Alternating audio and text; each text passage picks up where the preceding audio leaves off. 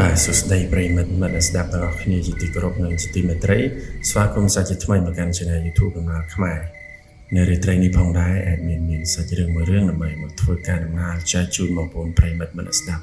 ហើយជាពិសេសគឺប្រិយមិត្តរបស់យើងដែលនិយមគ្រប់គ្រងនៅតាមដានស្ដាប់ในការដំណើរសាច់រឿងបែបរន្ធត់ផ្សេងក៏ដូចជាសាច់រឿងនៅដំណើរតាក់ទងជាមួយនឹងរឿងមនោគមអូមអាមបើជំនឿអីផងដែរបាទដូចនេះកុំឲ្យខាតពេលadminនឹងសូមនាំអារម្មណ៍បងប្អូនប្រិយមិត្តអ្នកស្ដាប់ទាំងអស់គ្នាទៅស្ដាប់នៅសាច់រឿងមួយដែលដំណើរអំពីអ្នកគ្រូពេទ្យនីសាដែលជាគ្រូពេទ្យផ្នែកវិកលចរិតបាទចង់ដឹងថាដំណើរសាច់រឿងរបស់អ្នកគ្រូពេទ្យនីសាមានដើមចំយ៉ាងណាខ្លះនោះកុំភ្លេចតាមដានស្ដាប់ជាមួយ admin ដល់ចប់ទាំងអស់គ្នាក៏ប៉ុន្តែមុននឹងចូលទៅកាន់សាច់រឿងលម្អិត admin ក៏សូមជិតបងប្អូនប្រិយមិត្តអ្នកស្ដាប់ទាំងអស់គ្នាហើយជាពិសេសគឺបងប្អូនប្រិយមិត្តអ្នកស្ដាប់ថ្មីដែលមិនទាន់បានចុច Subscribe Channel របស់ admin ទេក៏សូមមេត្តាជួយចុចឲ្យ admin ម្នាក់មួយផងដើម្បីទទួលបានការជួយដំណឹងពី admin មុនគេផងដែររាល់ពេលដែល admin បាន upload វីដេអូថ្មីចូលទៅកាន់ channel មួយនេះហើយក៏ដូចជាដើម្បីជាកម្លាំងចិត្តដ៏ធំធេងសម្រាប់ពួកខ្ញុំផងដែរនៅក្នុងការដំណើរនៃសាច់រឿងវីដេអូបន្តទៀតបាទនៅនេះកុំខាតពេលយើងនឹងទៅលម្អិតនៃសាច់រឿងរបស់អ្នកគ្រូពេទ្យនីសាដូចតទៅនេះតែម្ដងរឿងរ៉ាវគឺថាវាបានចាប់ផ្ដើមឡើងកាលពីជាង10ឆ្នាំមុនគឺមានសិស្សវិទ្យាល័យម្នាក់ដែលឈ្មោះថានីសានាងគឺជាសិស្សពូកែប្រចាំសាលាតែម្ដងនាងរៀនពូកែស្ទើរតែគ្រប់ជំនាញទៅហើយមិនថាមុខជំនាញអក្សរសាស្ត្រគណិតវិទ្យារូបវិទ្យាវិទ្យាសាស្ត្រផ្សេងនោះទេគឺនាងរៀនទទួលបានចំណាត់ថ្នាក់និងលេខល្អទាំងអស់សូម្បីតែលោកគ្រូអ្នកគ្រូក៏មានការស្ងើចសរសើរនឹងទេពកោសល្យនិងសមត្ថភាពចំណេះដឹងរបស់នាងផងដែរនីសាចិត្តរបស់នាងគឺមានក្តីស្រឡាញ់និងគោលបំណងមួយក្រោយពេលរៀនចប់ថ្នាក់មហាវិទ្យាល័យគឺនាងបំណងប្រាថ្នារបស់នាងគឺចង់ក្លាយជាគ្រូពេទ្យដោយមានការជំរុញលើកទឹកចិត្តពីឪពុកម្ដាយផងនោះក្រោយពេលបញ្ចប់ថ្នាក់វិទ្យាល័យនៅសាលារបស់នាងមកនីសាក៏បានដាក់ពាក្យប្រឡងសូមចូលរៀនធ្វើជាជំនាញអ្នកគ្រូពេទ្យជាពេទ្យវិកលចរិតនៅសាលាឯកជនមួយកន្លែងដោយសារតែសមត្ថភាពស្នាដៃនិងទេពកោសល្យរបស់នាងគឺនាងបានប្រឡងជាប់នៅសាលាមួយនោះមិនយូរប៉ុន្មានសាលានោះក៏បានកោះហៅអញ្ជើញនាងនឹងឲ្យឡើងមករៀននៅភ្នំពេញឪពុកម្ដាយរបស់នាងមានការព្រួយបារម្ភខ្លះដែរក៏ប៉ុន្តែធ្វើយ៉ាងម៉េចទេពីព្រោះថាកូនគាត់មានក្តីស្រមៃចង់ក្លាយជាពេទ្យហើយនៅខេត្តរបស់គាត់គឺពុំមានសាលារៀនសម្រាប់ជំនាញពេទ្យនេះនោះទេគឺត្រូវតែឡើងមករៀនភ្នំពេញបើទោះបីជាមានការបារម្ភឬក៏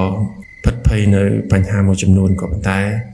ក៏មិនអាចរារាំងនៅការចង់ចេះចង់ដឹងនឹងទេពកោសល្យសមត្ថភាពរបស់នីសាបានឡើយហើយនាងក៏បានឡើងមករៀននៅភ្នំពេញនីសានាងថ្មីត្បិតតែជាមនុស្សឆ្លាតរៀនពូកែក៏ពិតមែនក៏ប៉ុន្តែនាងមិនសូវពូកែខាងនិយាយស្ដីឬក៏ចុះចំណោមក្នុងសង្គមនោះទេនាងមករៀននៅភ្នំពេញអស់រយៈពេល1ឆ្នាំទៅហើយតែនាងគ្មានសូម្បីតែមិត្តភក្តិជិតស្និទ្ធម្នាក់នីសាដោយធុញថប់នឹងការរៀនពេទ្យដោយសារវាលំបាកផងនោះនាងក៏គិតថាបើសិនជាអាចឆ្លៀតរកការងារណាដែលអាចទាក់ទងនឹងជំនាញរបស់នាងបានដើម្បីអភិវឌ្ឍនៅជំនាញដែលបានរៀននៅទ្រឹស្ដីនៅសាលានិងបានតែអនុវត្តផ្ទាល់នោះនឹងធ្វើនាងកាន់តែប្រសើរខាងជំនាញវិជ្ជាជីវៈរបស់នាងដោយគិតបែបនេះនាងក៏បានសួរយោបល់ពីឪពុកម្ដាយរបស់នាងថាគាត់ចង់រកការងារបន្ថែមធ្វើដែលពាក់ព័ន្ធនឹងជំនាញពេទ្យរបស់គាត់មួយនេះអញ្ចឹងគាត់ក៏បានប្រាប់ដំណឹងនេះទៅកាន់ឪពុកម្ដាយរបស់គាត់ឪពុកម្ដាយរបស់នីសាក៏មិនបានថាអ្វីដែរពីព្រោះគាត់ដឹងថារៀនមិនមែនរៀនយកតែទ្រឹស្ដីនោះទេគឺវាត្រូវតែផ្សារភ្ជាប់ជាមួយនឹងការអនុវត្តទើបចំណេះដែលបានរៀននឹងវាមានបទពិសោធន៍និងអាចក្លាយជាជំនាញមួយយ៉ាងពិតប្រាកដបានដូចនេះហើយនីសាក៏បានដាក់ពាក្យស្វែងរកការងារទាក់ទងនឹងជំនាញពេទ្យវិកលចរិតរបស់នាងដោយសារថាមុខជំនាញនេះគឺមិនសូវជាសម្បូរទីផ្សារក្នុងការរកការងារធ្វើនោះទេអំឡុងពេលរៀនដូច្នេះហើយនីសាពីមួយឆ្នាំទៅមួយឆ្នាំពីមួយខែទៅមួយខែពីមួយថ្ងៃទៅមួយថ្ងៃគឺនាងបានស្វែងរកគ្រប់ច្រកល្ហកនៅការងារដែលពាក់ព័ន្ធជាមួយនឹងជំនាញរបស់នាងក៏ប៉ុន្តែថាគ្មានអ្នកណាទេគេនឹងព្រមទទួលយកនាងនោះទេដោយសារតែនាងមិនទាន់មានលក្ខខណ្ឌនិងលក្ខណៈសម្បត្តិគ្រប់គ្រាន់នៅក្នុងការទៅបម្រើការងារជាគ្រូពេទ្យផ្នែកវិកលចរិតនេះដូច្នេះហើយនីសាក៏ចេះតែបន្តរករហូតទៅដល់នាងបានរៀននៅឆ្នាំទី3 ទើបឃើញថាមានគ្រួសារអភិជនមួយនៅខេត្តសៀមរាបបានសលេចនឹងខលតំណែងតំណងឈ្មោះរបស់នាងឲ្យនាងមកបម្រើការជាគ្រូពេទ្យមើលថែប្រចាំគ្រួសាររបស់គ្រួសារអភិជនមួយនោះទៅដោយនាងមិនបានស្គាល់ឈ្មោះអ្វីនោះទេក៏ប៉ុន្តែក្រោយពីបាន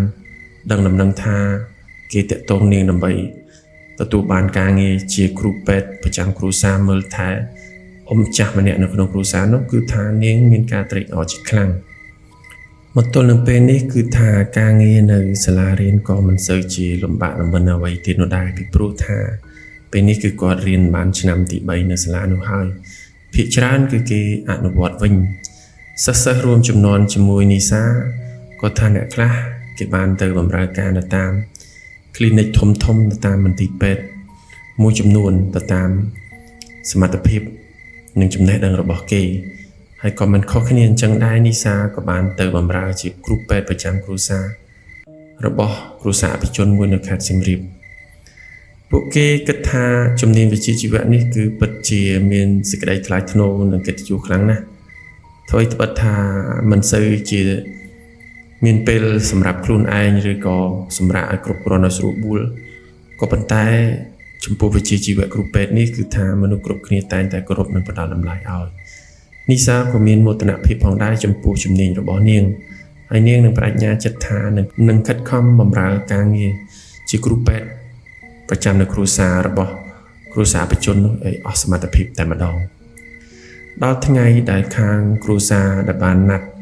នាងឲ្យទៅបម្រើការនោះគឺថាទើបគាត់ប្រាប់លេខផ្ទះនិងឈ្មោះរបស់ផ្ទះរបស់គាត់ដើម្បីឲ្យនីសាទៅរកដល់នៅខេត្តសៀមរាបតែម្ដងគឺជាគ្រួសាររបស់ជំទាវប៊ុនដែលគេហៅថាជំទាវប៊ុននៅក្នុងតំបន់នោះនីសាដោយទទួលបាននៅលេខផ្លូវលេខផ្ទះនិងអាសយដ្ឋានពិតប្រាកដហើយនាងក៏បានរៀបចំសម្ភារៈនិងរបស់ប្រើប្រាស់ដែលតាក់ទងនឹងការងាររបស់នាងមួយវេលាយ៉ាងធំដើម្បីចេញដំណើរពីភ្នំពេញទៅសៀមរាបការធ្វើដំណើរទៅសៀមរាបនៅសម័យនោះគឺថាมันមានជាអ្វីទំនើបខ្លាំងនោះទេគឺថានីសាត្រូវជិះឡានរាប់ម៉ោងទម្រាំទៅដល់ក្រុងសៀមរាបនាងបានធ្វើដំណើរចេញតាំងតែពីព្រឹកនៅឯភ្នំពេញទម្រាំតែទៅដល់ក្រុងសៀមរាបក៏ឃើញថាវាល្ងាចបាត់ទៅហើយណាមួយដោយសារតែនាងមិនដែលស្គាល់ទីក្រុងសៀមរាបផងនោះហើយក៏ជាលើកទី1សម្រាប់នាងការធ្វើដំណើរនាងក៏មិនសូវជារលូនប៉ុន្មានដែរទម្រាំតែនាងអាចរកផ្ទះជំទាវប៊ុនឃើញគឺថាឥឡូវនេះម៉ោង7យប់បាត់ទៅហើយនៅពេលដែលមកដល់របងផ្ទះជំទាវប៊ុនភ្លាមនីសាចាប់ភ្លឹកឃើញថារបងផ្ទះជំទាវប៊ុននេះគឺខ្ពស់ណាស់សង់ពីថ្មកម្ពស់ប្រហែលជា3ម៉ែត្រទៅហើយមានដើមឈើស៊ុបទ្រុបនៅតាមរបងជុំចិត្តដែលបើតាមបរិយាកាសនៅក្នុងពេលនេះគឺថានាងមានអារម្មណ៍ថាព្រឺយ៉ាងម៉េចមិនដឹងនោះទេពីព្រោះថាវាត្រជាក់ពេក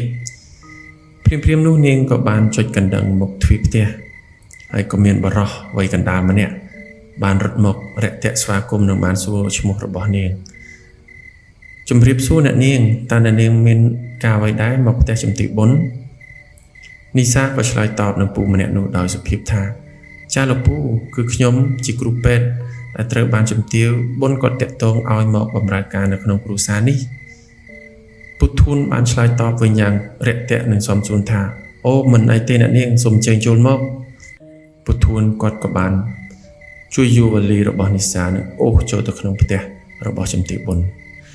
គ្រាន់តែបើកទ្វារភ្លាមនីសាចាប់ភ្លឹកថាផ្ទៃដីនៅក្នុងផ្ទះជំទាវប៊ុនវាហាក់បីដូចជាភូមិគ្រឹះដ៏សែនធំល្វឹងល្វើយគ្មានកោះត្រៃយ៉ាងដូច្នោះដែរផ្ទះនោះគឺធំណាស់ធ្វើពីឈើក្បូរក្បាច់បុរាណហើយបើនិយាយពីសភាពនៅក្នុងផ្ទះនោះគឺថាស្ងប់ស្ងាត់ណាស់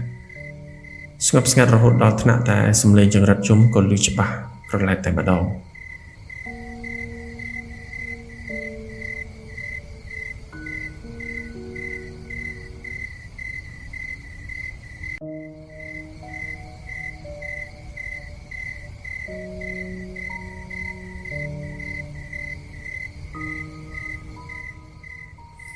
ពេលមកដល់ក្នុងផ្ទះភ្លាមពុទ្ធូនគាត់បាននិយាយរៀបរាប់នៅ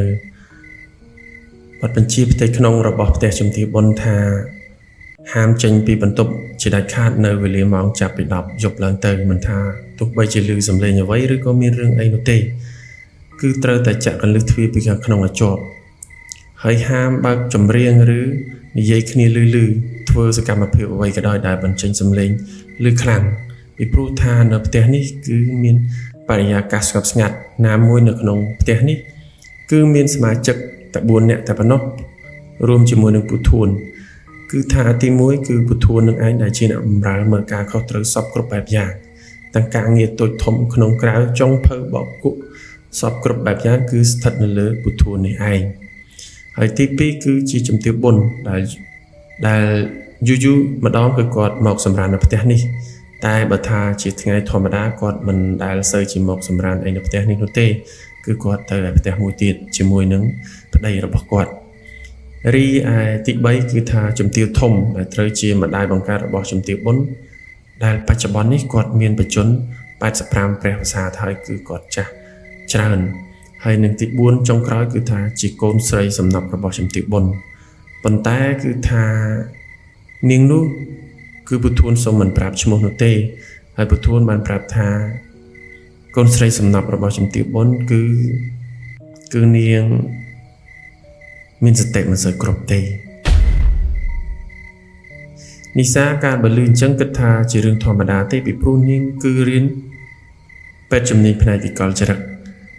បើដឹងថាកូនស្រីសំណប់ជំទាវបុណ្យមានសតិមិនសូវគ្រប់នេះហើយគឺត្រូវជំនាញរបស់នាងជាមិនខានគឺនាងគិតថានាងនឹងប្រឹងព្យាបាលជំងឺរបស់កូនស្រីសំណប់របស់ជំទាវបុណ្យក្រោយពីរៀបរាប់នៅបទបញ្ជាផ្ទៃក្នុងមួយចំនួនប្រាប់ទៅកាន់និសាហើយពូធួនក៏ថាបាននាំនិសាទៅកាន់បន្ទប់មួយដែលជាបន្ទប់ផ្ទាល់ខ្លួនរបស់នាងដែលសម្រាប់ឲ្យនាងស្នាក់នៅទីនេះ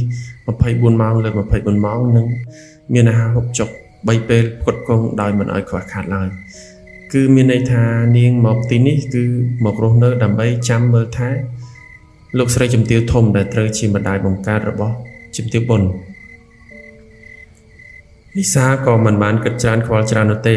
ហើយដោយសារថ្ងៃមិញនាងបានធ្វើដំណើរហត់អស់កម្លាំងផងនោះនាងក៏បានរៀបចំសម្ភារៈទុកហើយក៏បានងូតទឹកសម្រាប់បាត់ទៅដោយមិនបានជួបនឹងជំទាវធំនិងកូនស្រីរបស់ជំទាវបុណ្យនោះដែរនិសាបានដេកលក់មួយភាំងក៏ប៉ុន្តែស្រាប់តែត្រូវភ្ញាក់ឡើងមកវិញដោយសារតែនាងបានឮសំឡេងអ្នកណាមិនដឹងនោះទេគឺហៅឈ្មោះរបស់នាងខ្សឹបចេញពីជ្រុងជញ្ជាំងម្ខាងនៅក្នុងបន្ទប់នេះនិសា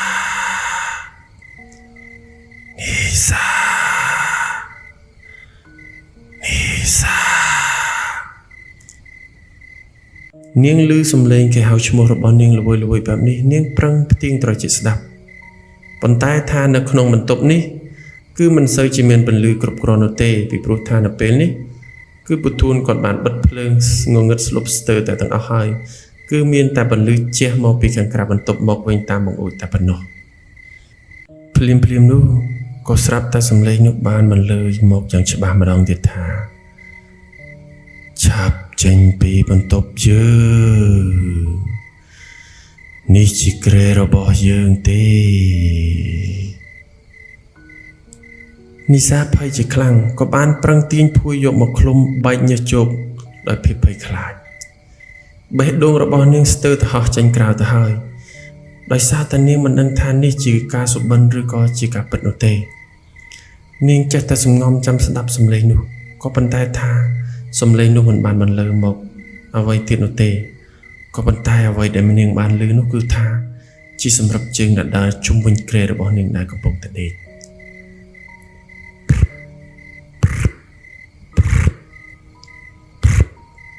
ជាសម្រាប់ជើងដើរមួយក្រឡឹងជុំវិញគ្រែរបស់នាងហាក់បីដូចជាមាននរណាម្នាក់កំពុងតែឈរនិងដើរក្រឡឹងជុំវិញគ្រែសម្លឹងមកកាន់នាងដែលកំពុងតែឃ្លុំភួយយ៉ាងក្តៅសស្អាតនៅលើគ្រែមួយស្របក់មុខក្រោយមកទៀតក៏ថានាងដូចជាបាត់ស្មារតីភាំងស្លងអារម្មណ៍អស់ដោយសារតែភាពភ័យខ្លាចផងដោយសារតែខ្វះអុកស៊ីសែនផងនោះក៏មិនដឹងលុះតែវេលាព្រឹកឡើងនាងក៏បានភ្ញាក់មកឃើញថានាងបែរជាមកដេកនៅលើការ៉ូដែលនៅក្រោមគ្រែនេះទៅវិញនាងមិនសូវជាគិតច្រើននោះទេប្រហែលជាយប់មិញនេះនាងគិតថាគ្រាន់តែជាសុបិនអាក្រក់មួយតែប៉ុណ្ណោះ នីសាក៏ប្រញាប់ងើបពីព្រោះថាឥឡូវនេះគឺព្រឹកម៉ោង 7 ទៅហើយនាងក៏មិនទាន់បានជួបម្ចាស់ផ្ទះដើម្បីធ្វើការរតិគូសុំអ្វីដែរក៏ប៉ុន្តែភ្លាមៗនោះក៏ស្រាប់តែមានសំឡេងនរណាម្នាក់នឹងបានកោសទ្វារនាងពីខាងក្រៅមកតុកសំឡេងគោះទ្វារ3ពកបានបន្លឺឡើងយ៉ាងខ្លាំងនីសាកំពុងតែរៀបចំខ្លួននៅក្នុងបន្ទប់ទឹកកំពុងតែងូតទឹកភ្លាមនោះពុធួនក៏បានបន្លឺសំឡេងឡើងថាសួស្តីអ្នកនាងសូមអញ្ជើញមកពិសាអាហារពេលព្រឹកនីសាឮដឹងណាស់ថានេះជាសំឡេងរបស់ពុធួននាងក៏បានឆ្លើយតបទាំងដែលខ្លួនកំពុងតែនៅក្នុងបន្ទប់ទឹកមកឡើងថាចាពូចាំបន្តិចខ្ញុំកំពុងតែរៀបចំខ្លួនពូចាំខ្ញុំបន្តិចសិនពេលខ្ញុំរួចរាល់ខ្ញុំនឹងចុះទៅក្រោមដើម្បីជួបពូហើយណាពុធួនក៏ថាបាទអ្នកនាងប្រសិនបើអ្នកនាងរួចរាល់សូមអញ្ជើញចុះទៅខាងក្រោមខ្ញុំរងចាំជាមួយនឹងលោកជំទាវធំពេលនីសារួចរាល់ក៏ចុះមកពីជាន់ទី2ខាងលើក៏ឃើញថាលោកស្រីជំទាវធំកំពុងតែអង្គុយចាំនៅតុអាហារនីសាមានអារម្មណ៍ថាខ្មាស់បន្តិចភ័យបន្តិចពីព្រោះថាគេម្ចាស់ផ្ទះបែរជាត្រូវមកចាំទទួលភ្ញៀវទៅវិញដែលមិនសូវជាសមសោះទាំងដែលអ៊ំជំទាវធំគាត់មានអាយុច្រើនជាង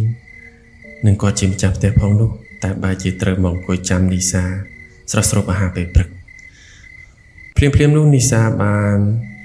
ធ្វើការសម្ដែងការអៀនខ្មាស់នឹងគូសំចំពោះលោកស្រីជំទាវធំថាសូមអធិស្ឋានលោកស្រីជំទាវធំដោយសារយប់មិញនេះខ្ញុំផ្លែកកន្លែងគេងមិនសូវជាស្កប់ប្រមាណដូច្នេះទៅភ្ញាក់មិនទាន់ពេលលោកស្រីជំទាវធំក៏ថាគាត់មិនមានជាអ្វីដាក់ទោសបីទៅកាន់នីសានោះទេពីព្រោះគាត់ដឹងថានីសាមកនេះគឺក្នុងនាមជាគ្រូពេទ្យមើលថែគាត់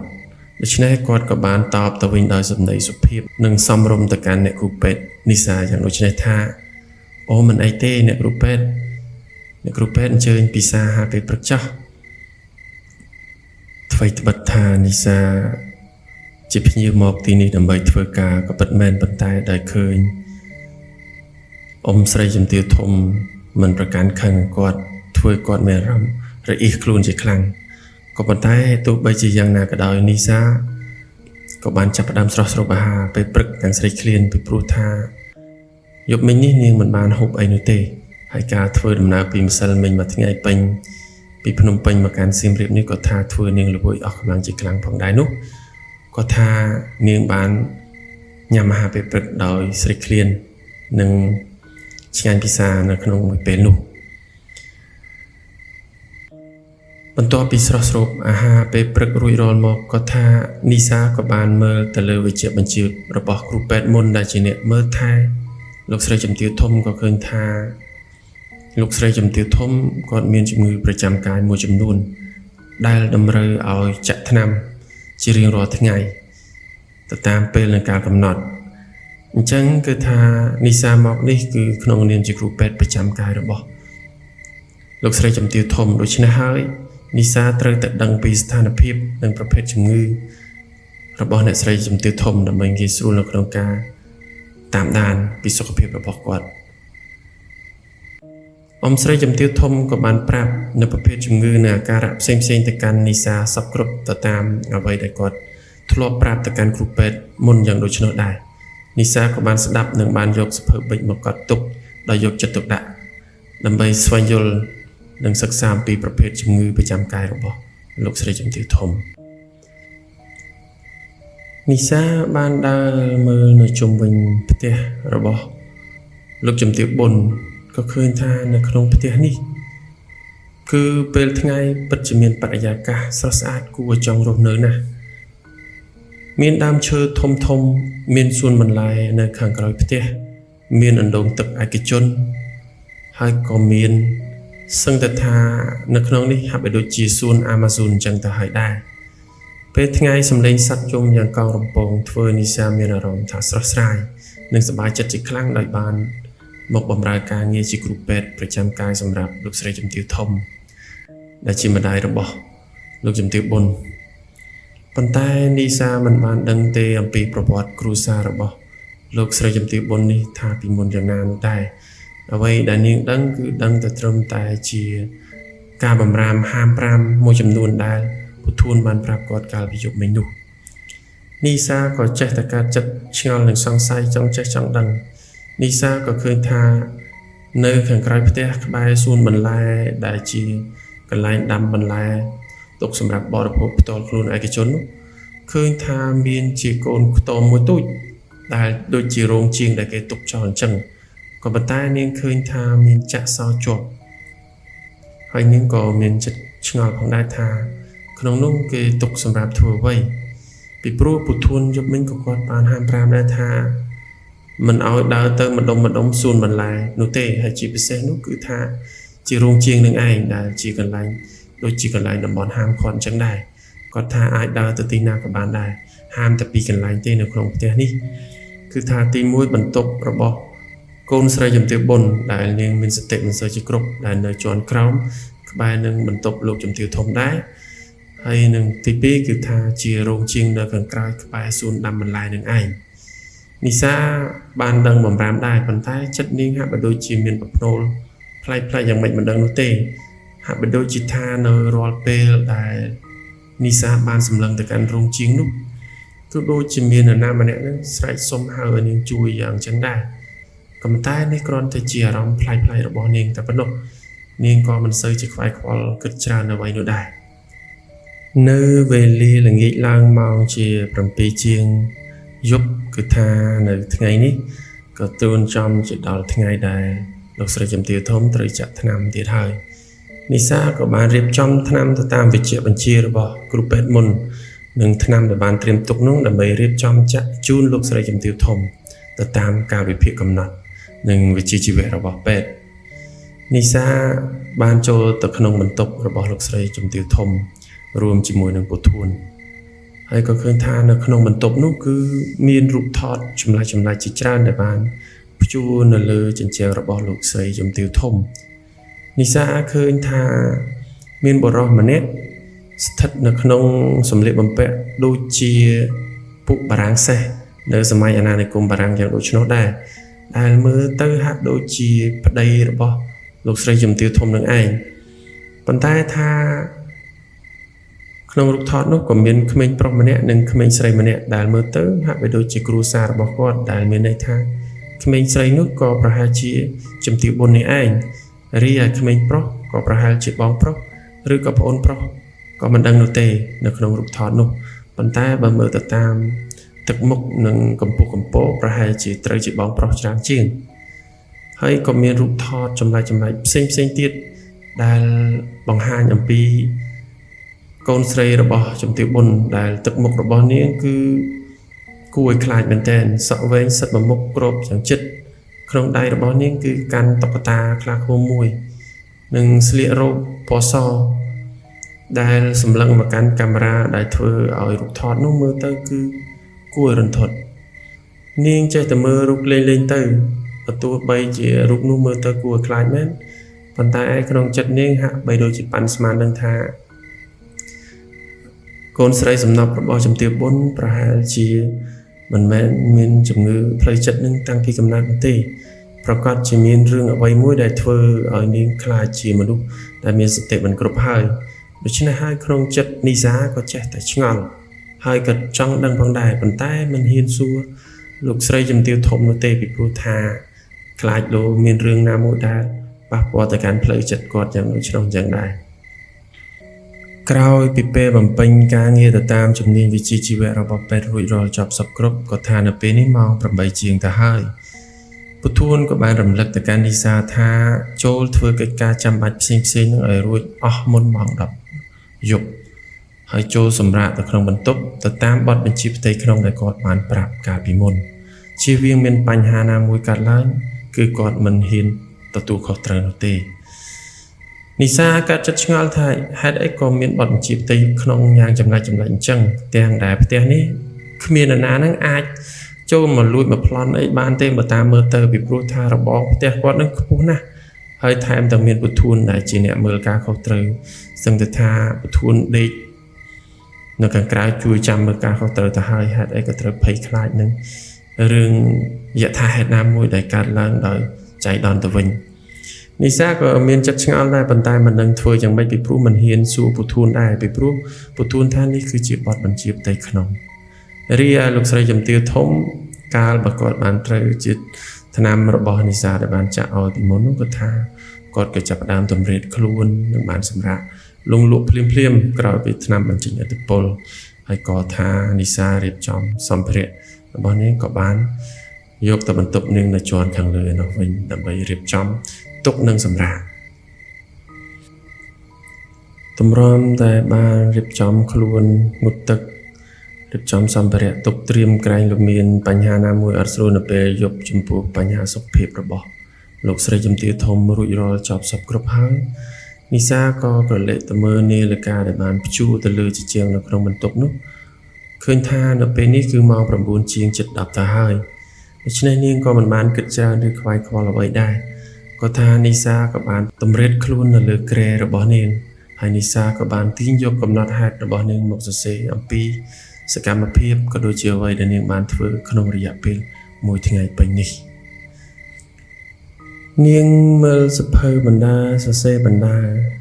និងបង្ហាញអំពីអារម្មណ៍ដែលសប្បាយចិត្តដែលបានមកបំពេញការងារនៅផ្ទះជំទាវបុននេះហើយបើតាមសម្ដីរបស់ពុធួនបានប្រាប់គាត់ក៏ថា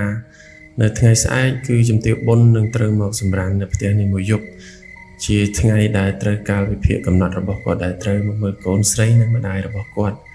ដោយសារជំទាវបុនគាត់ជាអ្នកមុខអ្នកការរកស៊ីមុខចំនួនច្រើនផ្នែកច្រើនកន្លែងដូច្នេះហើយគាត់មិនសូវជាមានពេលវេលានោះទេហើយក៏ថាប្តីរបស់គាត់នឹងក៏អញ្ចឹងដែរគឺសិតតែមនុស្សដែលរវល់ដូចនេះហើយគាត់មិនសូវជាមានពេលវេលាដិតដល់មកមើលថែម្ដាយដែលជាលោកស្រីជំទាវធំចាស់ជរានិងកូនស្រីដែលមានសតិមិនគ្រប់របស់គាត់នោះទេដូចនេះហើយទើបលោកស្រីជំទាវបុនបានជួលឲ្យនីសាមកជួយមើលថែទាំសុខភាពរបស់លោកស្រីជំទាវធំក៏ប៉ុន្តែថា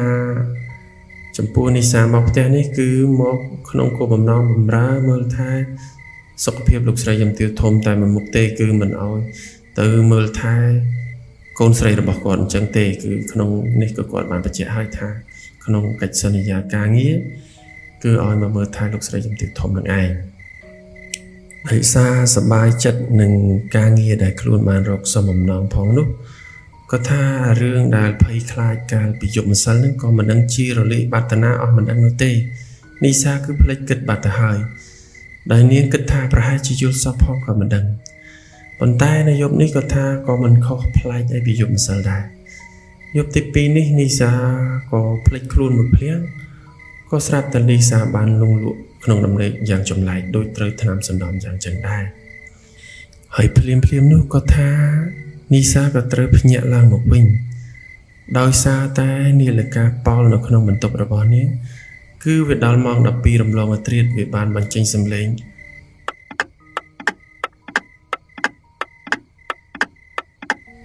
វាហាក់បីដូចជាសំឡេងរោបន្ឡើងដូចគេដាក់ម៉ោងរោអញ្ចឹងដែរនាងក៏បានភ្ញាក់មកក៏មើលទៅប្រភពនៃសំឡេងនោះក៏ឃើញថានៅពេលនេះគឺម៉ោង 12 រំលងអត្រាតហើយនីសាមានអារម្មណ៍ថាព្រឺក្បាលយ៉ាងមិនដឹងនោះទេនៅក្នុងបន្ទប់នេះហើយនាងក៏មានអារម្មណ៍ថារៀងត្រជាក់ចម្លែកដែរពីព្រោះថាមុននឹងនីសាភ្លេចបិទបង្អួចហើយខ្យល់នៅពាក់កណ្ដាលយប់នៅក្នុងភូមិមករៀននេះគឺថាត្រជាក់រៀងចម្លែកមែនទែនហើយភ្លាមនោះនាងក៏បានឮសំឡេងមនុស្សស្រីម្នាក់កំពុងតែយំខ្សឹបខ្សួលចេញពីប្រភពខាងណាមិនដឹងនោះទេនីសាមានអារម្មណ៍ថាព្រឺឆ្អឹងខ្នងមកខ្ញាក់ពីព្រោះថាយប់ថ្មនេះថាហេតុអីក៏មានសំឡេងមនុស្សស្រីយំសំឡេងនោះយំខ្សឹបខ្សួលដូចជាត្រូវមាននរណាម្នាក់កំពុងតែចាប់ធ្វើបាបយ៉ាងដូច្នោះដែរនីសាខំប្រឹងផ្ទៀងស្ដាប់ក្នុងដៃរបស់នាងកាន់ពិលដើម្បីត្រៀមចន្លោះមើលប៉ុន្តែនាងមិនហ៊ានបើកមើលនោះទេតែនាងបានត្រៀមនឹងដើរទៅកាន់បង្អួចដើម្បីស្វែងរកប្រភពនៃសំឡេងនោះនីសាដើរគៀកបង្អួចបន្តិចសំឡេងនោះក៏កាន់តែលើកបន្តិចនៅពេលដែលនីសាគៀកបង្អួចមែនទែនទើបនីសាមើលទៅតាមបង្អួចឃើញថាប្រភពនៃសំឡេងនោះគឺចេញពីរោងជាងនៅក្រៅសួនបន្លែនីសាចង់តែបើកចន្លោះពិលមើលឲ្យដឹងថាតើនោះជាសំឡេងនរណា ប៉ុន្តែភ្លាមនោះដូចជាមានអ្វីមកប្រាប់នាងថាកុំឲ្យបើកពិលទៅអីនាងក៏បានទាញបង្អួចបិទតិចពីព្រោះថានាងខ្លាចសំឡេងបង្អួចក៏បានបន្លឺឡើង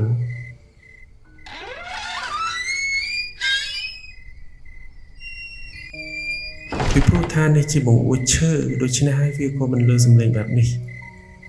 ភ្លាមនោះសំឡេងមនុស្សស្រីនោះក៏ស្រាប់តែបាត់ទៅមួយរំពេចដូចជាដឹងថាមាននរណាកំពុងទៅលបមើលខ្លួនចឹងដែរវេលាព្រឹកឡើងក៏បានឈានចូលមកដល់សាជាថ្មី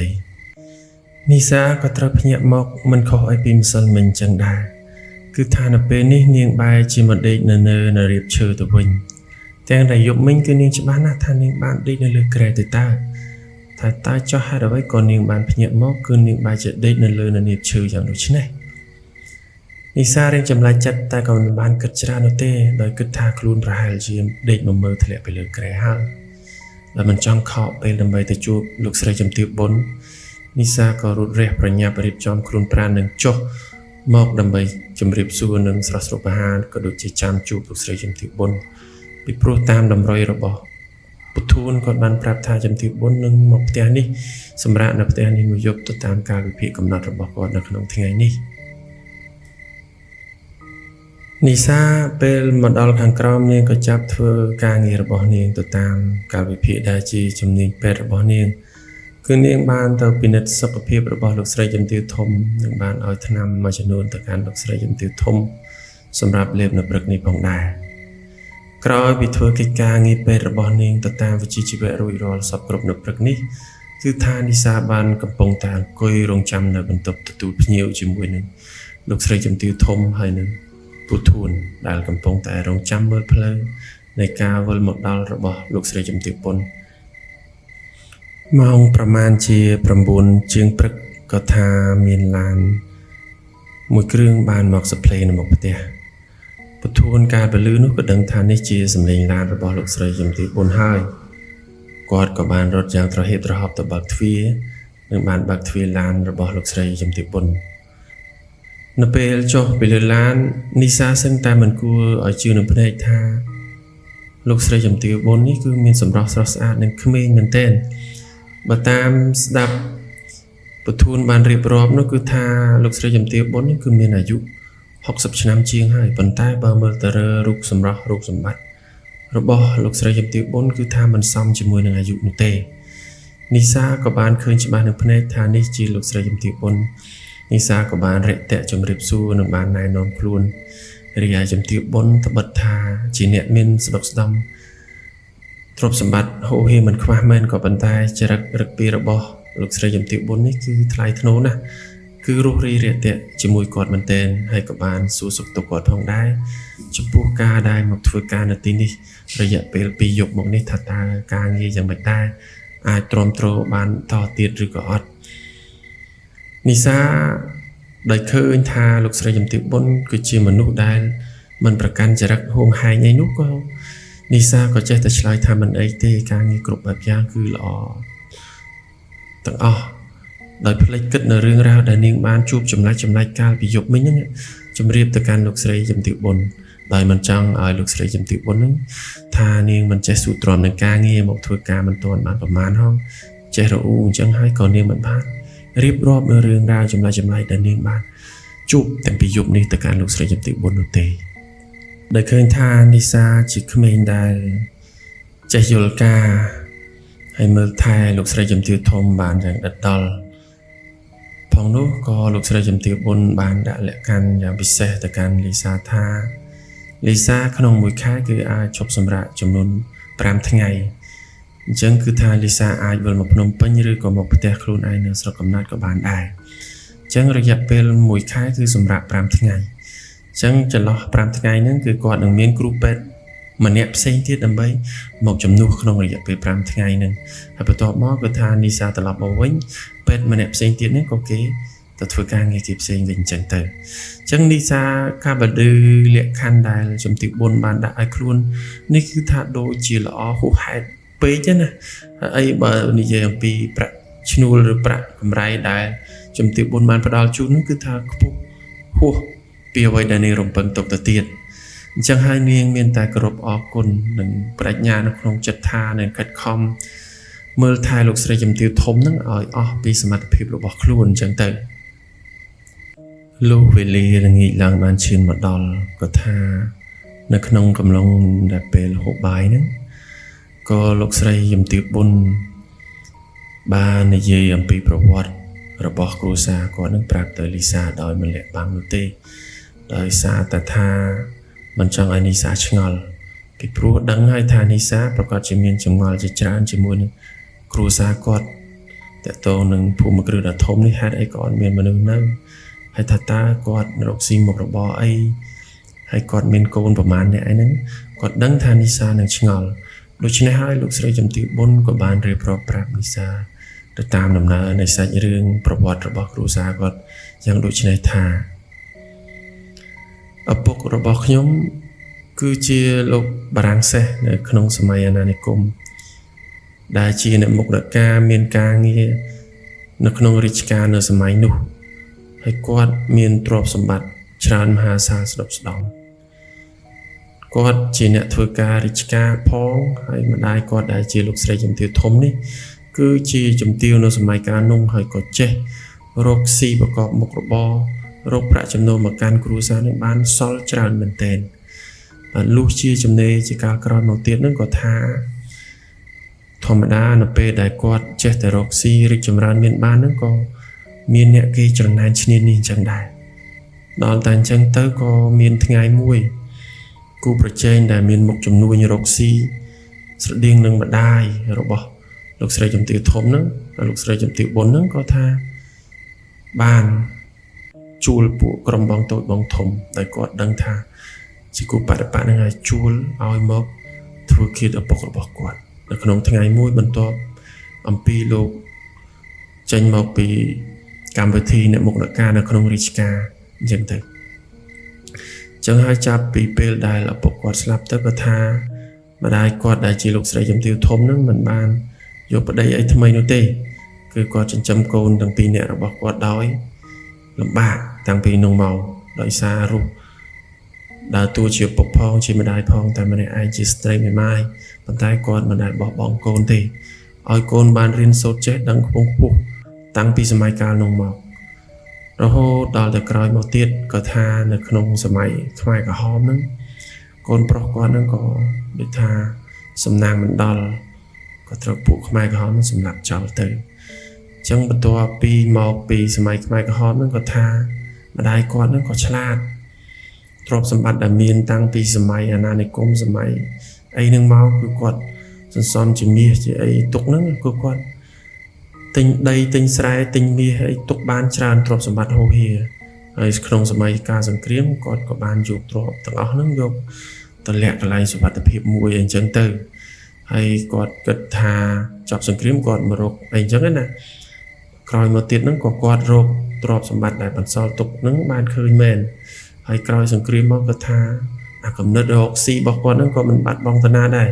លោកស្រីជំទាវធំហ្នឹងក៏ចេះតែធ្វើការរកលុយបន្តទៀតរកស៊ីផងចិញ្ចឹមកូនផង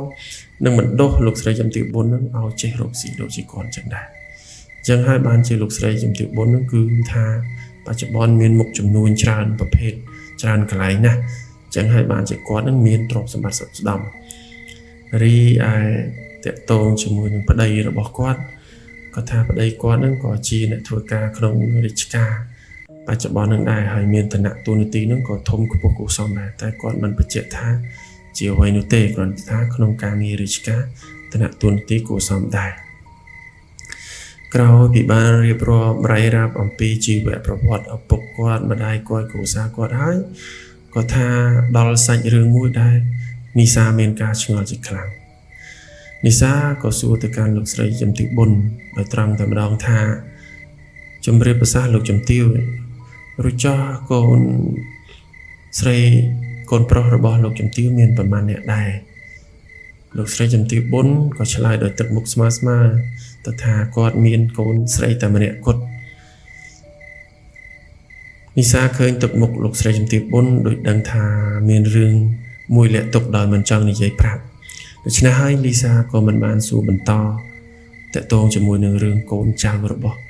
លោកស្រីជំទាវប៊ុនទៀតនោះទេដោយនាងបានបង្វែរសាច់រឿងទៅនិយាយរឿងផ្សេងវិញចឹងទៅដើម្បីកុំឲ្យប៉ះពាល់អារម្មណ៍របស់លោកស្រីជំទាវប៊ុនហើយលោកស្រីជំទាវប៊ុនហ្នឹងក៏គាត់មិនបាននិយាយអំពី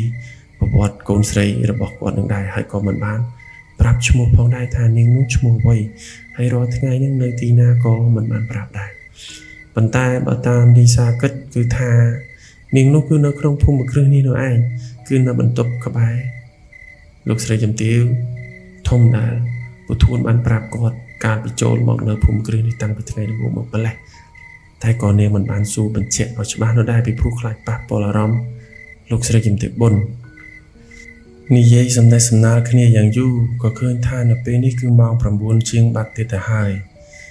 លោកស្រីជំទាវប៊ុនក៏ប្រាប់លីសាថាឆាប់ឡើងទៅសម្រាកទៅពីព្រោះជិតដល់ម៉ោងដែរត្រូវហាមឃាត់នៅក្នុងការជជែកគ្នានៅក្នុងភូមិគ្រឹះនេះហើយនីសាក៏ចិត្តឆ្ងល់មកភ្លាមថាបើថាពុធួនហាមគាត់ទៅវាត្រឹមត្រូវហើយពីព្រោះគាត់ជាអ្នកមកធ្វើការហើយចុះនេះហេតុអីក៏លោកស្រីជំទាវប៊ុនដែលជាម្ចាស់ភូមិគ្រឹះផ្ទាល់ខ្លួនរបស់ខ្លួនសោះហេតុអីក៏សម្ដែងអាការៈដូចជាខ្លាចនឹងបាត់បញ្ញត្តិនិងបាត់បញ្ជានេះដែរទៅវិញអញ្ចឹងគឺវាអត់សមហេតុផលតែក៏មិនហ៊ានសួរច្រើនដែរនីសាក៏បានឡើងទៅបន្ទប់របស់ខ្លួនសម្រាប់យ៉ាងស្ងប់ស្ងាត់ជាទីបំផុតជារៀងរាល់យប់គឺថាចាប់តាំងពីនីសាបានមកនៅទីនេះមួយរយៈមកក៏នាងតែងតែយល់សពមិនចេះដាច់នោះទេឃើញថាមានស្ត្រីម្នាក់ស្លៀកពាក់នៅក្នុងឯកសណ្ឋានជាអ្នកគ្រូពេទ្យក្នុងដៃកាន់កាំបិតមុខប្រឡាក់សុទ្ធតែឈាម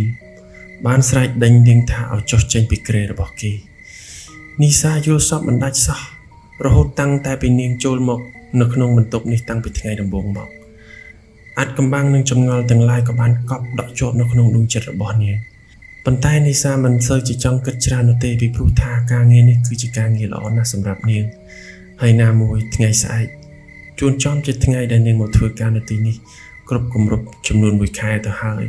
ដូចនេះមានន័យថាគឺនាងអាចមានពេលសម្រាប់រយៈពេល5ថ្ងៃដើម្បីធ្វើកិច្ចការងារផ្ទាល់ខ្លួនទៅលេងបងប្អូនឬក៏ទៅសាលារបស់នាងវិញនៅក្នុងយប់នេះផងដែរក៏ថា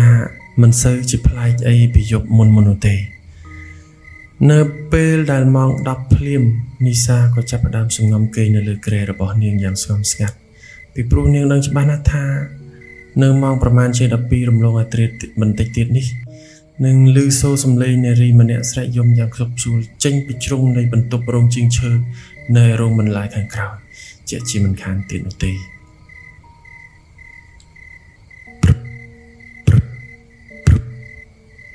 តុកតុកតុកតុកតុកនេះគឺជាសំឡេងកោសទ្វារនីសាឆ្ងល់ណាស់ថាតើនរណាគេមកកោសទ្វាររបស់នាងទាំងដែលនៅពេលនេះគឺជាម៉ោង11 ជិតរំលងអាត្រិតទៅហើយបើតាមបណ្ដាំរបស់ពធួនដែលជាអ្នកមើលការខុសត្រូវនៅក្នុងភូមិគ្រឹះនេះគឺបានហាមជាដាច់ខាតថានៅពេលយប់មិនថាទោះជាឮសំឡេងអ្វីគឺដាច់ខាតមិនឲ្យបើកទ្វារនោះទេឬក៏ចេញពីបន្ទប់នោះទេនីសាចិត្តមួយគឺឆ្ងល់ថាតើនរណាគេកំពុងតែកោសទ្វាររបស់នាងរីឯចិត្តមួយទៀតគឺចង់ដឹងនិងបំរុងនឹងស្រែកសួរថាតើជានរណាគេប៉ុន្តែភ្លាមនោះសំឡេងកោសទ្វារនោះក៏បានបន្លឺឡើងយ៉ាងលឺម្ដងទៀតតុកតុកតុកតុកតុកនឹងញាប់ជាងមុនទៅទៀតនីសាចាប់ផ្ដើមបាច់ញើសជោគថ្ងាសដែលនាងភ័យខ្លាំងមែនទែននាងប្រឹងសង្ងំខ្លួននៅលើគ្រែដោយមិនហ៊ានសូម្បីតែកម្រើកបេះដូងរបស់នាងចាប់ផ្ដើមលូតញាប់បន្តិចម្ដងសំឡេងកោសទ្វារនោះក៏លឺអត់ដាច់លុះតែមួយសន្ទុះធំក្រោយមកសំឡេងកោសទ្វារនោះក៏បានស្ងប់ស្ងាត់ទៅវិញនីសាគិតនឹងចិត្តថាប្រហែលជាលែងមានរឿងអ្វីកើតឡើងបន្តទៀតទៅហើយប៉ុន្តែជំនួសឲ្យសំឡេងដែលបានកោសទ្វារនោះស្ងាត់ទៅសំឡេងមនុស្សស្រីម្នាក់ក៏បានសើចមកយ៉ាងគួរឲ្យរន្ធត់ទៅវិញ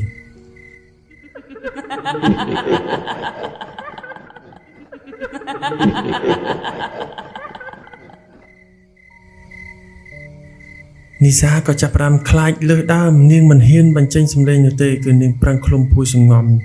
យ៉ាងបាច់ញើសជោគនៅលើគ្រែនោះសំឡេងនោះសើចម្ដងហើយម្ដងទៀត ម្ដងហើយម្ដងទៀត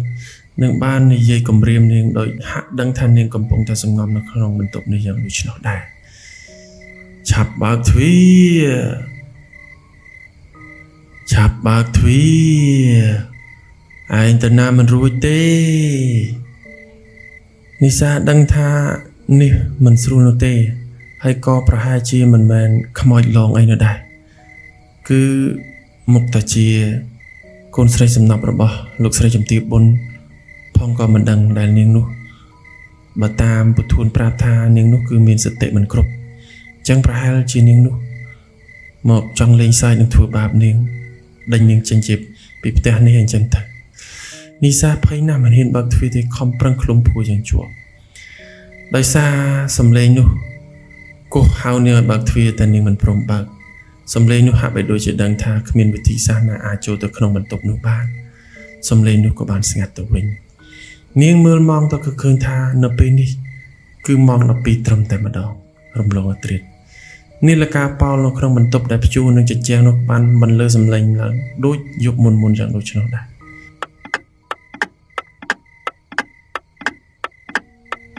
ដែលនេះវាមានន័យថានៅពេលនេះគឺម៉ោង12រំលងអត្រិតហើយ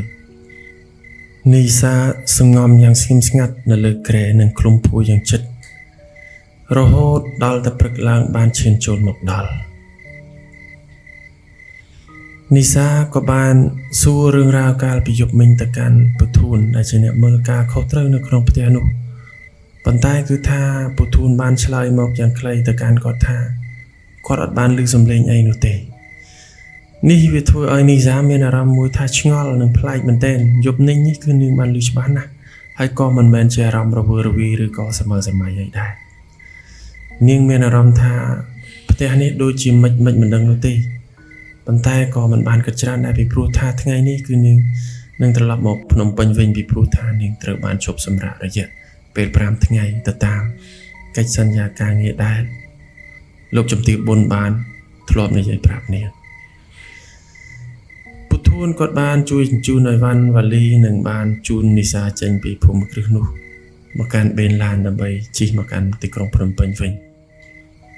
មកដល់សាលារៀននៅភ្នំពេញវិញភ្លាមក៏ថាមានមិត្តភ័ក្តិដែលជាពេទ្យរៀនចំនួនជាមួយគ្នាបានខ្សឹបខ្សួលនិយាយអំពីព័ត៌មានអំពីនៃការដំណឹងនៃការបាត់ខ្លួនយ៉ាងអាត់កំបាំងរបស់គ្រូពេទ្យម្នាក់នៅខេត្តសៀមរាបដែលដំណឹងនេះគឺថាគេចុះផ្សាយពេញកាសែតនិងគ្រួសាររបស់គ្រូពេទ្យនោះក៏បានប្តឹងប៉ូលីសនិងដាក់ពាក្យបណ្ដឹងឲ្យតាមស្វែងរកដែរក៏ប៉ុន្តែថាស្វែងរកយ៉ាងណាក៏រកមិនឃើញដែរហើយមកទល់នឹងពេលនេះគឺថារយៈពេលនៃការបាត់ខ្លួនរបស់អ្នកគ្រូពេទ្យក្រមុំយ៉ាងអាត់កំបាំងហ្នឹងគឺមានរយៈពេល1ខែជាងទៅហើយដំណឹងនេះក៏ធ្វើឲ្យអ្នកដែលមានវិជ្ជាជីវៈពេទ្យដូចគ្នាក៏កើតចិត្តបារម្ភចំពោះរឿងរ៉ាវទាំងអស់នេះថាប្រសិនបើវាកើតឡើងចំពោះពួកគេដែលជាអ្នករៀនពេទ្យនោះតើពួកគេរៀនពេទ្យទាំងអស់នេះដើម្បីអ្វីពួកគេរៀនដើម្បីជួយអ្នកដទៃប៉ុន្តែនៅពេលដែលគេមានបញ្ហានៅពេលដែលគេជួបឧបសគ្គហេតុអីក៏ប៉ូលីសហេតុអីក៏អ្នកដទៃនឹងមិនអាចជួយគេវិញបានអញ្ចឹងមានន័យថាអ្នកគ្រូពេទ្យនោះគឺបានបាត់ខ្លួនទៅយ៉ាងអាត់កំបាំងមិនដឹងថាស្លាប់រស់ឬក៏យ៉ាងណានោះទេបានត្រឹមតែចុះផ្សាយតាមកាសែតធំតែប៉ុណ្ណោះនៅពេលនេះបាទអញ្ចឹងរយៈពេល5ថ្ងៃដែលនីសាបានមកភ្នំពេញហ្នឹងក៏ថាចិត្តបានផុតកំណត់ទៅហើយដែរនាងបានមកដល់ភ្នំពេញនេះគឺ3ថ្ងៃហើយនៅសល់តែ2ថ្ងៃទៀតតែប៉ុណ្ណោះគឺនាងត្រូវត្រឡប់មកបំពេញការងារជាគ្រូពេទ្យប្រចាំកាយរបស់លោកស្រីជំទាវធំនៅភូមិគ្រឹះនៅខេត្តសៀមរាបវិញហើយដូច្នេះនីសាក៏បានរីឡេសបន្ធូរអារម្មណ៍រំសាយខួរក្បាលនឹងការងារការសិក្សាមួយចំនួននោះបានធូរស្បើយប្រសើរឡើងហើយដែរហើយនីសាក៏បានទៅលេងស្រុកកំណើតជួបជុំឪពុកម្ដាយនិងបាននិយាយរឿងរ៉ាវទាំងអស់ដែលនាងបានមកធ្វើការនៅជាគ្រូពេទ្យនៅប្រចាំគ្រួសារអភិជនមួយនៅខេត្តសៀមរាបនេះហើយឪពុករបស់នាងការបានដឹងថាកូនស្រីរបស់ខ្លួនមានអាការៈយល់សប្តិចម្លែកនិងអាការៈចម្លែកនៅក្នុងភូមិគ្រឹះនោះផងនោះគាត់ក៏រៀងមានអារម្មណ៍ទៅលើរឿងអបិយជំនឿដែរប៉ុន្តែគាត់ដឹងច្បាស់ណាស់ថា បើនិយាយរឿងអីអបិយជំនឿទៅប្រាប់កូនគាត់ដែលជាអ្នករៀនពេទ្យប្រហែលជានីសាមិនជឿទេប៉ុន្តែគាត់មិនធ្វើវិធីសាស្ត្រប្រាប់ដោយត្រង់ចឹងទេគឺថាឪពុករបស់នីសាបានឲ្យខ្សែកមួយខ្សែដែលមានបន្តរូបព្រះដែលបានចារពីភ្លុកលំរីយ៉ាងសក្លឹមស្អាតនិងត្រជាក់ដែលបានឆ្លាក់ចេញជាព្រះពុទ្ធបដិមានឹងឲ្យទៅកាន់នីសាហើយប្រាប់នីសាថាចូលកូនពាក់ខ្សែកនឹងឲ្យជាប់គ្រប់វេលាមិនថាជាពេលកូនទឹកឬក៏សម្រាប់គេងយប់នោះទេគឺត្រូវតែពាក់គ្រប់វេលាពីព្រោះថាខ្សែកនេះនឹងជួយគុំក្រងថែរក្សានិងផ្ដល់សំណាងល្អមកឲ្យកូននីសាមិនសូវជាជឿអីប្រហែលទេប៉ុន្តែដោយសារឪពុកបានប្រែផ្ដាំចឹងហើយក៏បានទទួលទុកទៅហើយបានប្រាប់ឪពុកម្ដាយនឹងថានៅថ្ងៃស្អែកហ្នឹងគាត់ត្រូវត្រឡប់ទៅសៀមរាបវិញហើយដើម្បីធ្វើកិច្ចការងារជាពេទ្យប្រចាំគ្រួសារលោកស្រីជំទាវបុននឹងនៅខេត្តសៀមរាបជាធម្មតាវិញលុះតែមួយខែក្រោយមកទៀតទើបនឹងត្រឡប់មកលេងពួកគាត់ម្ដងទៀតថ្ងៃកំណត់ក៏បានមកដល់នីសាក៏បានរៀបចំសម្ភារៈផ្សេងដែលទាក់ទងនឹងការងារពេទ្យរបស់នាងហើយក៏បានចេញដំណើរ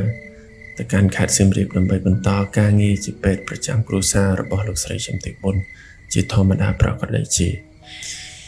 នីសាធ្វើដំណើរពេញមួយថ្ងៃទម្រាំតែមកដល់ផ្ទះលោកស្រីជំទាវបុនក៏ឃើញថាវាយប់បាត់ទៀតទៅហើយនីសាបានអូសវេលារបស់នាងយ៉ាងធំមួយនៅតាមផ្លូវនិងបានចុចកណ្ដឹងទ្វារមុខផ្ទះរបស់លោកស្រីជំទាវធំកណ្ដឹងក៏បានបន្លឺសំឡេងឡើង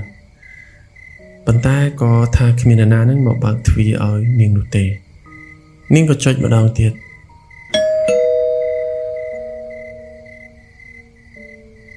កណ្ដឹងក៏បានបន្លឺឡើងក៏ប៉ុន្តែថាគ្មាននរណានឹងមកបើកទ្វារនាងដូចមុនដដែលនីសាក៏បានស្រែកសួរទៅកាន់ពធូនដែលជាអ្នកមើលការខុសត្រូវជាធម្មតាឲ្យតែមាននរណាចុចកណ្ដឹងគឺថាពធូនមិនដែលយឺតយូរអញ្ចឹងទេគាត់នឹងរត់មកបើកទ្វារឲ្យនីសាជាមិនខានហើយក៏ប៉ុន្តែលើកនេះគឺថាបាត់ស្រមោលពធូនឈឹងមិនដឹងថាគាត់ដេកលក់ឬក៏យ៉ាងណាប៉ុន្តែថានៅពេលនេះម៉ោងទៅតែ8ជាងតែប៉ុណ្ណោះហេតុអីក៏គាត់ត្រូវដេកលក់នីសាខំប្រឹងរត់ណាស់ព្រោះថាខ្លាចមកដល់ក្រោយម៉ោង12មុខជាមិនបានចូលផ្ទះនេះនោះទេនឹងត្រូវរកផ្ទះសំណាក់ក្រៅមិនខានដូច្នេះហើយក៏នាងប្រឹងចុចកណ្ដឹងនោះម្ដងទៀតទីងតុងភ្លាមនោះក៏ឃើញថាលោកស្រីជំទាវធំបានកាន់ឈើច្រត់របស់គាត់ដើរមកក្នុងសភាពកោងខ្នងពីព្រោះថាគាត់ជាមនុស្សចាស់អោនឈ្ងោកនឹងដីហើយក៏បាននិយាយដោយសំឡេងខ្សោៗថា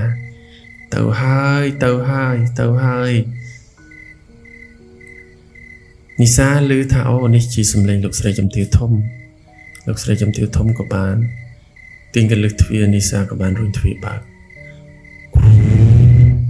ទ្វារនោះក៏បានបន្លឺសំឡេងពីព្រោះថាវាជាទ្វារឈើប្រណិតដ៏ក្រាស់ខ្មឹកនិងមានទម្ងន់មិនស្រាលប្រមាណដែរលោកស្រីជំទាវធំក៏បានអន់មុខចុះដោយមិនបានស្ដីអ្វីទៅកាន់នីសានោះទេហើយក៏បានដើរយឺតជាមួយនឹងឈើច្រត់ត្រឡប់ទៅកាន់ភូមិគ្រឹះគាត់ទៅកាន់បន្ទប់គាត់វិញនីសាឆ្ងល់ណាស់ក៏បានសួរលោកស្រីជំទាវធំថាជំរាបលោកស្រីជំទាវធំពូធួនគាត់តាណាលោកស្រីជំទាវធំមិនបានតបតនោះទេបានដើរដំណើរមួយទៅកាន់បន្ទប់គាត់និងបានបើកទ្វារជួបបន្ទប់ទៅយ៉ាងចម្លែកនិងស្រងប់ស្ងាត់នីសាក៏មិនគិតច្រើននោះទេពីព្រោះថាឥឡូវនេះគឺយប់ហើយប្រហែលជាលោកស្រីជំទាវធំមិនចង់និយាយអីច្រើននោះដែរនីសាក៏បានយកសោនិងចាក់ចូលទៅកាន់បន្ទប់របស់ខ្លួនដូចជាធម្មតាពេលចូលដល់បន្ទប់នាងរៀបចំឲ្យវាយអវ៉ាន់ហើយគិតថានឹងឆាប់ចូលសម្រានតែពីព្រោះថាលើនេះក៏ម៉ោងជិតដល់កំណត់ហើយដែរនាងមិនចង់ខុសបាត់បញ្ជាផ្ទៃក្នុងនៅក្នុងភូមិគ្រឹះនេះនោះទេព្រោះមិនចង់បាត់បង់ការងារដ៏សែនល្អរបស់នាងចឹងហើយនាងក៏បានរៀបចំខ្លួនប្រាណងូតទឹកនឹងគិតថារៀបចំឡើងក្រែសម្រាប់ហើយនោះនាងក៏ឃើញថាបង្អួចទ្វារបន្ទប់របស់នាងនៅចំហនៅឡើយដូច្នេះនាងក៏បានដើរទៅមាត់បង្អួចនិងបំរុងថានឹងទាញបង្អួចនោះបិទប៉ុន្តែនៅពេលដែលនាងដើរអឺតនៅតាមមាត់បង្អួចក៏នាងបានឃើញថាពូធួនហ្នឹងគាត់បានឈរនៅខាងក្រៅ នៅក្រៅបង្អួចហ្នឹងហើយនាងមើលទៅលើទៅឃើញពធូនក៏ធ្វើដៃជាសញ្ញាបញ្ជាក់ប្រាប់នាងថាឲ្យនាងចុះពីលើផ្ទះនឹងមកជាប្រញាប់មកប៉ុន្តែមិនបានបញ្ចេញសម្លេងអីនោះទេគឺបានតែត្រឹមធ្វើដៃជាសញ្ញាបក់ឲ្យនាងឆាប់ចុះចេញពីផ្ទះនឹងមកហើយបើមើលទៅកាន់ទឹកមុខរបស់ពធូនគឺថាដូចជាភ័យស្លន់ស្លោខ្លាំងណាស់អញ្ចឹងនាងមិនយល់នោះទេហើយនាងក៏ប្រឹងធ្វើសញ្ញាសួរគាត់អញ្ចឹងទៅធ្វើដូចអត់យល់អញ្ចឹងណាហើយពធូនក៏គាត់ប្រឹងធ្វើកាយវិការដដែលហ្នឹងម្ដងហើយម្ដងទៀតឲ្យនាងឆាប់ចុះចេញពីភូមិគ្រឹះនឹងមកហើយព្រាមនោះនាងក៏ឆ្ងល់ហើយមើលម៉ោងទៅក៏ឃើញថាឥឡូវហ្នឹងគឺម៉ោង 9 ជាង 7:10 ទៅហើយហេតុអីក៏ឲ្យនាងចេញពីព្រោះបទបញ្ជាផ្ទៃក្នុងនេះគឺគាត់បានហាម5នាងជាដាច់ខាតមុននឹងថាមិនឲ្យល្មើសទេចុះហេតុអ្វីក៏ពូធូនឥឡូវនេះឲ្យគាត់នឹងព្យាយាមចេញពីភូមិគ្រឹះនឹងចេញពីបន្ទប់នឹងទាំងដែលជិតដល់ម៉ោងកំណត់ទៅហើយមែនដល់តែអញ្ចឹងទៅនាងក៏ធ្វើមិនទេពីព្រោះថាពូធូនជាអ្នកមើលការខុសត្រូវក្នុងផ្ទះនេះអញ្ចឹងតែនាងនឹងនីសាក៏បានដើរសម្ដៅទៅទ្វារបំរុងថានឹងបើកទ្វារគ្រាន់តែនាងរៀបនឹងទាញដៃដកកលឹះទ្វារឲ្យបើកទ្វារនឹងរបស់បងដូចថាមានអ្វីមួយហ្នឹងមកខ្សឹបត្រជានាងប្រាប់ថាកុំបើកដល់តែកុំបើកទៅនាងភ្ញាក់ព្រឺតភ្ញាក់ខ្លួនមកដូចភ្ញាក់ស្មារតីមកវិញចឹងនាងក៏ដើរមកកាន់បង្អួចរបស់នាងម្ដងទៀតដើម្បីមើលពូធូនប៉ុន្តែថានៅពេលនេះគឺអត់ឃើញពូធូនទេមិនដឹងថាពូធូនមុនហ្នឹងគាត់រត់ទៅណាបាត់ទៅហើយនាងឆ្ងល់នាងក៏ចាប់ផ្ដើមភ័យថាមុនហ្នឹងតិចលូមិនមែនពូធូនទៅជាអាណាផ្សេងដែរបំណងចង់ឲ្យនាងល្មើសនឹងបាត់បញ្ជាផ្ទៃក្នុងនៃភូមិគ្រឹះនេះនាងក៏ទាញបង្អួចបិទយ៉ាងលឿនលាន់ដល់ក្រាំងសំឡេងបង្អួចបានបន្លឺឡើងម៉ោង 10 ក៏បានឈានចូលមកដល់ភាពស្ងប់ស្ងាត់ក៏បានគ្របដណ្ដប់ពីពេញផ្ទៃភូមិគ្រឹះនេះយប់នេះវាមិនត្រឹមតែស្ងប់ស្ងាត់ធម្មតាទេគឺវាស្ងាត់មហាសែនស្ងាត់តែម្ដងខ្យល់បក់ប៉ះនឹងមែកឈើបានយល់សំឡេងលាន់ដល់ព្រឹបដែលធ្វើឲ្យនាងមានអារម្មណ៍ថាព្រឺនឹងតិចឆ្អឹងខ្នងមកជាខ្លាំងនាងមានអារម្មណ៍ថាចម្លែកណាស់យប់នេះនៅក្នុងភូមិគ្រឹះនេះនាងចេះតែអង្គុយមើលសភៅនឹងកត់កំណត់ហេតុជាប្រចាំថ្ងៃរបស់នាងជាធម្មតាព្រោះនាងសម្រាប់បន្តលោកនោះទេយប់នេះដូចជាចម្លែកភ្លាមនោះសំឡេងសម្រាប់ជើងនរណាមិនដឹងនោះទេគឺបានរត់នៅបរិវេណជាន់ទី2ខាងលើនៅមុខបន្ទប់របស់នាងលាន់សំឡេងគឺដូចជាមនុស្សរត់ដេញគ្នាយ៉ាងដូចឆ្នោតដែរនាងចាប់ផ្ដើមភ័យមកបែកញើសស្រាក់ដោយសារសំឡេងនេះគឺលឺច្បាស់ពេករត់ទៅរត់មកប្រហែលជា 3-4 ជុំក៏សំឡេងនោះបានមកឈរនៅមុខបន្ទប់របស់នាងសំឡេងកោះទ្វារក៏បានបន្លឺឡើងតុកបើកទ្វារតុកបើកទ្វារសំឡេងល្វើយរបស់មនុស្សស្រីយ៉ាងចំណាស់បានស្រែកឲ្យនីសាបើកទ្វារនីសាមិនហ៊ានបើកនោះទេពីព្រោះនាងដឹងថានេះប្រហែលជាមិនមែនសំឡេងមនុស្សនោះដែរនីសាអង្គុយគិតម្ដងហើយម្ដងទៀតហើយអង្គុយឆ្ងល់ថាតើវាជាអ្វីឲ្យប្រកប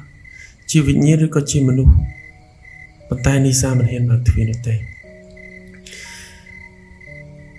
សំឡេងនោះក៏នៅតែបន្តម្ដងហើយម្ដងទៀត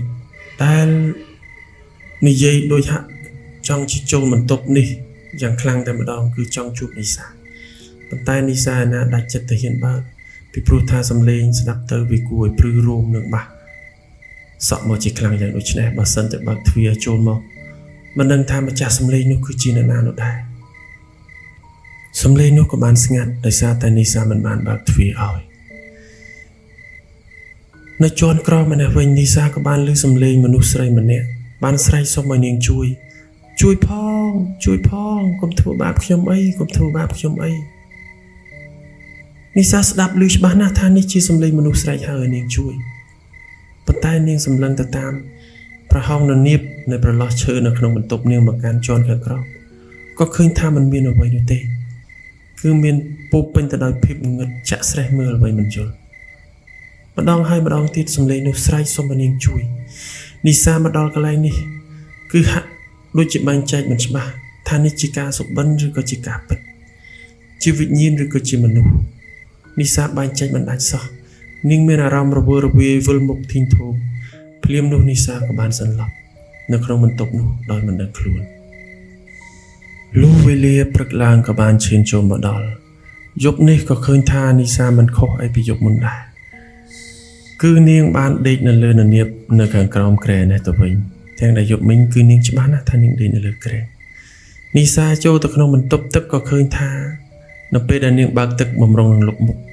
ទឹកនោះក៏ស្រាប់តែធំឆ្អាបឈាមមកយ៉ាងចម្លែកហើយក៏ប្រែជាពណ៌ក្រហមនីសាភ័យខ្លាំងណាស់ប៉ុន្តែថានៅពេលនេះគឺព្រឹកថ្ងៃចាំងរះពេញពន្លឺទៅហើយនីសាក៏បើកទ្វារចេញមកនឹងបានស្រែកហៅរកពុធួននៅឯណាពុធួននៅឯណាពុធួនមកជួយមើលទឹកនៅក្នុងបន្ទប់ខ្ញុំបន្តិចមើលហេតុអីក៏ធំឆ្អាបម្ល៉េះនឹងមានពណ៌ក្រហមដូចឈាមអញ្ចឹងពុធួនក៏រត់មកយ៉ាងត្រហេតត្រហប់ទឹកមុខយ៉ាងស្លេកពឹមដែលបង្ហាញអាការៈនៃភាពភ័យខ្លាចនឹងបានទាញដៃនីសាចេញពីបន្ទប់នោះយ៉ាងប្រញាប់ប្រញាប់ចុះពីភូមិគ្រឹះនោះនៅពេលដែលនីសាបានចេញមកខាងក្រៅភូមិគ្រឹះគ្រប់យ៉ាងក៏ត្រូវបានលាតត្រដាងគឺថាមានឡានប៉ូលីស2កំពុងតែឈប់ចតនៅក្បែរភូមិគ្រឹះនោះប៉ូលីសបានដាក់ផ្លាកសញ្ញាហាមឃាត់ចូលដោយហាក់បីដូចជាកំពុងតែត្រួតពិនិត្យរកភស្តុតាងនៅរឿងរ៉ាវឃាតកម្មយ៉ាងដូចនោះអញ្ចឹងដែរអញ្ចឹងគឺរឿងរ៉ាវគ្រប់យ៉ាងត្រូវបានលាតត្រដាងគឺថាកូនស្រីវិកលចរិតរបស់លោកជំទាវប៊ុនបានហៅថាកើត depression ដល់កម្រិតណាអត់ព្យាបាលបាននាងក៏បានជ្រុលដៃសម្លាប់ជីដូនរបស់ខ្លួនដែលត្រូវជាជំទាវធំហើយរូបរាងវិញ្ញាណជំទាវធំយប់មិញមកបើកទ្វារឲ្យនីសាចូលភូមិគ្រឹះនេះគឺគ្រាន់តែជាវិញ្ញាណទេមិនមែនលោកស្រីជំទាវធំទេគឺគាត់បានស្លាប់តាំងពី3ថ្ងៃមុនមកម្ល៉េះនៅក្នុងរឿងឃាតកម្មនេះហើយប៉ូលីសកំពុងតែធ្វើកុសលវិច័យហ្នឹងក៏បានស្រាវជ្រាវឃើញថានៅក្នុងរោងជាងដែលក្បែរសួនដាំបន្លែគឺថាប៉ូលីសបានរកឃើញសាកសពរបស់អ្នកគ្រូពេទ្យដែលបានបាត់ខ្លួនកាលពីមួយខែជាងមុនហើយពូបុនពុធួននោះគឺគាត់មិនបានដឹងរឿងទាំងអស់ហ្នឹងទេទាំងដែលគាត់ជំនាញការនៅក្នុងភូមិគ្រឹះនេះគាត់អត់ដឹងសោះប៉ូលីសស៊ើបសួរយ៉ាងណាក៏គាត់ថាគាត់អត់ដឹងពិតប្រាកដមែនតែគេបានឃើញឆ្អឹងរបស់អ្នកគ្រូពេទ្យហ្នឹងអញ្ចឹងមានន័យថាអ្នកគ្រូពេទ្យហ្នឹងគឺត្រូវបានកូនស្រីវិកលចរិតរបស់ជំទាវប៊ុនហ្នឹងសម្លាប់នាងហើយនាងនោះគឺថាបើតាមប្រវត្តិរបស់អ្នកដែលគេដឹងជាពិសេសគឺអ្នកដែលស្និទ្ធជាមួយនឹងគ្រួសាររបស់ជំទាវប៊ុនក៏បានប្រាប់ថានាងនឹងត្រូវបានគេចាប់ចម្រិតកូនស្រីតែម្នាក់គត់របស់ជំទាវប៊ុននឹងត្រូវបានគេចាប់ចម្រិតរហូតដល់នាងនឹងភ័យខ្លាចពេករហូតកាត់ទៅជាវិកលចរិតនឹងឯង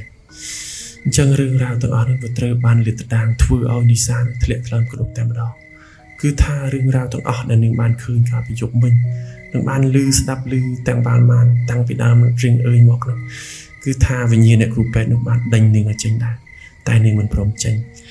តែដោយសំណាងបុណ្យនាងមិនទាន់អស់នឹងបានខ្សែកដែលឪពុកនាងបានជូនផងនោះដូចជាបានការពារនាងចឹងដែរគឺថាវិញ្ញាណរបស់នាងដែលជាកូនស្រីវិកលចរិតរបស់ជំទាវប៊ុននឹងមិនអាចធ្វើអ្វីនាងបាននោះទេពីព្រោះថាក្រោយពេលសម្លាប់អ្នកគ្រូពេទ្យដែលជាអ្នកមើលថែយាយរបស់ខ្លួនដែលជាជំទាវធំនឹងក្រោយមកទៀតបានសម្លាប់ជីដូនរបស់ខ្លួននាងកូនស្រីវិកលចរិតនោះក៏បានយកកាំបិតសម្រាប់ខ្លួនទៅជាមួយគ្នាផងដែរដែលធ្វើឲ្យភូមិគ្រឹះនេះនៅពេលនេះគឺប្រែទៅជាស្ងប់ស្ងាត់និងគួរឲ្យខ្លាចមែនទែនបាទអញ្ចឹងនេះគឺជាសាច់រឿងរបស់អ្នកគ្រូពេទ្យលីសាដែលជាគ្រូពេទ្យវិកលចរិតហើយខ្ញុំបាទក៏សូមបញ្ចប់វាត្រឹមប៉ុណ្ណេះទៅចុះហើយអរគុណច្រើនមែនទែនបងប្អូនប្រិយមិត្តដែលខំចំណាយពេលដ៏មានតម្លៃក្នុងការស្ដាប់នៅការដំណើររបស់ខ្ញុំមួយនេះហើយខ្ញុំបាទក៏សូមអធិស្ឋានខន្តីអភ័យទោសផងដែររាល់ការដំណើររបស់ខ្ញុំបើមានពាក្យពេចន៍លឺលួខ្វះខាតខុសឆ្គងកន្លែងណាសូមបងប្អូនប្រិយមិត្តបានស្ដាប់មេត្តាអធិស្ឋានដល់ខ្ញុំបាទដោយក្តីអនុគ្រោះផងចុះហើយខ្ញុំបាទសូមអរគុណច្រើនសម្រាប់អ្នកដែលខំចំណាយពេលស្ដាប់តាំងពីដើមរហូតដល់ចប់ហើយសូមជូនពរបងប្អូនទាំងអស់គ្នាជួបតែសំណាងល្អសុខភាពល្អគ្រប់ទិវារាត្រីខ្ញុំបាទនឹងវិលសារជាថ្មីមកជួបបងប្អូនទាំងអស់គ្នានៅក្នុងវីដេអូបន្ទាប់ប៉ុន្តែមុននឹងលាគ្នា ខ្ញុំបាទក៏សូមចិត្តបងប្អូនប្រិយមិត្តស្ដាប់ថ្មីដែលមិនទាន់បានចុច Subscribe Channel ខ្ញុំទេក៏សូមមេត្តាជួយចុចឲ្យខ្ញុំម្នាក់មួយផងដើម្បីជាកម្លាំងចិត្តដ៏ធំមែនទែនសម្រាប់ខ្ញុំបាទអរគុណច្រើន